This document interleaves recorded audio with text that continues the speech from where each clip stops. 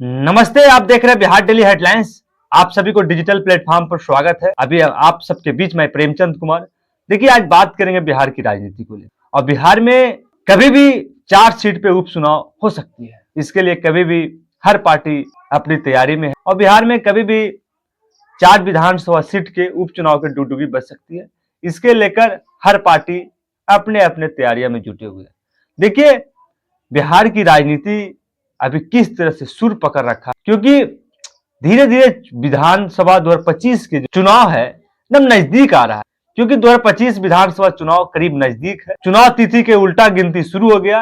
अब तिथि धीरे धीरे नजदीक की ओर बढ़ रहा है। इसके लेकर हर पार्टी अपनी अपनी तैयारियों में दिख रहे हैं। देखिए, बात करेंगे हम प्रशांत किशोर के लेकर आज खास, क्योंकि प्रशांत किशोर एक नई पार्टी बन के आया है जिसका नाम है जनसुराज।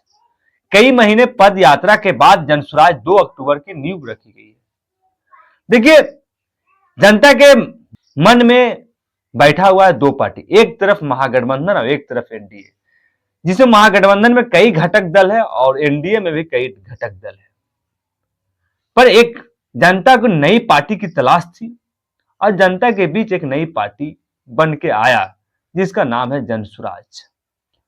पर देखना यह बड़ी बात होगी कि जनसुराज जनता के बीच में कितना जगह बना पाती है।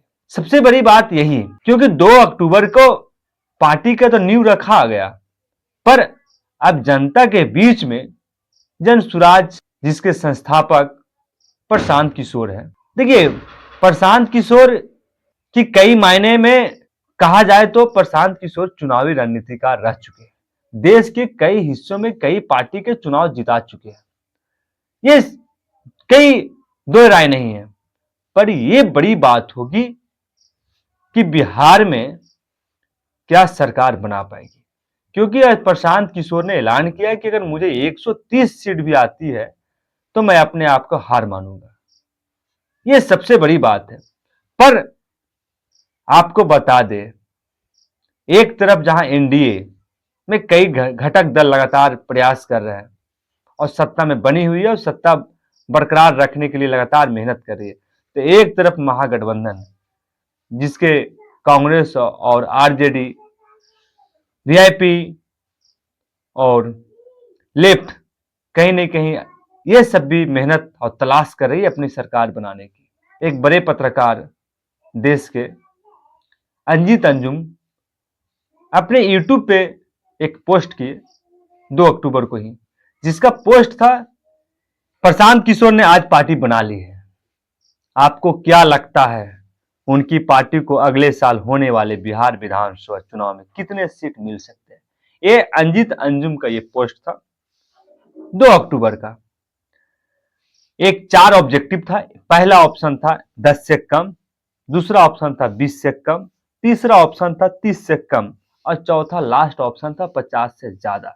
देखिए, सबसे बड़ी बात है, इस पोस्ट पे 32,000 जनता ने वोट किया डिजिटल प्लेटफॉर्म के माध्यम से। पर सबसे बड़ी बात है कि देखना बड़ी बात है कि सबसे ज्यादा वोट परसेंटेज रहा क्या। तो देखिए, सबसे ज्यादा वोट परसेंट 10 से कम में, पहला ऑप्शन में 10 से कम था। इसमें 83% लोग ने 10 से कम सीट जीतने का अनुमान लगाया है। यह प्रशांत किशोर की पार्टी का 20 से कम ऐसे लोग थे जो 5% लोग थे जो 20 से कम सीट जीतने का दावा किया। 5% लोग। आपको पता 3% लोग ऐसे थे जो 30 से कम सीट जीतने का दावा किए। लास्ट ऑप्शन जो था उसमें 9% लोग ने दावा किया कि 50 से ज्यादा सीट जीत सकते हैं प्रशांत किशोर। देखिए, जो सबसे बड़ी बात है, 10 से कम सीट जीतने का अनुमान जो 74,000 जनता में 83% लोग जो है 10 से कम सीट जीतने का वोट कर रहे हैं। देखिए, एक सबसे बड़ी बात है, जो चुनावी रणनीतिकार देश के रह चुके प्रशांत किशोर, उनका कहां कमी रह चुका है? आखिर में वह जनता के बीच में जगह क्यों नहीं बना पा रहे हैं, जो फिलहाल डिजिटल प्लेटफॉर्म के माध्यम से पहले ही आखिर में कहां कमी रह गया? यह प्रशांत किशोर को ढूंढने का जरूरत है।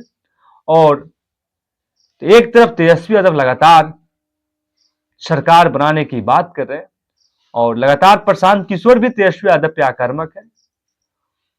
तो तेजस्वी यादव की पार्टी की ओर से लगातार प्रशांत किशोर के भाजपा के बी टीम बोला जा रहा है।